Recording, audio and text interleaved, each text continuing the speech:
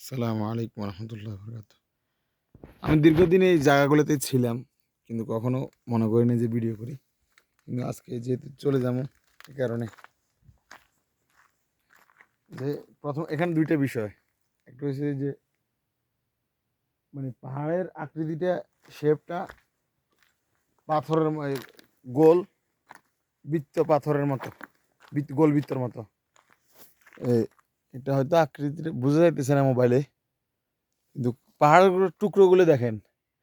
এগুলো মূলত মানে এগুলা মূলত মানে যতটুকু ধারণা করা যায় বা বহেরা বলছে যেগুলা কিছু ভূমিকম্পনের সময় আর কিছু বেশিরভাগই ফাটছে মানে সূর্যের তাপের কারণে এগুলা কালো হয়ে গেছে। এগুলা পাথরের গুলা এখন মানে লোহার মতো হয়ে গেছে, লোহার কালার, আর ফাটি গেছে রোদের তাপে, এই দুইটা।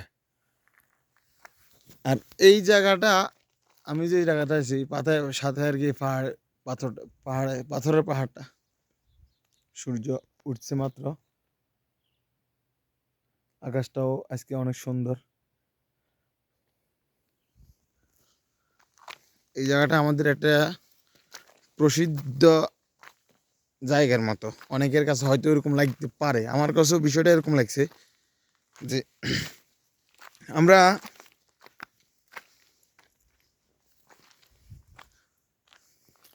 আচ্ছা এটা নিয়ে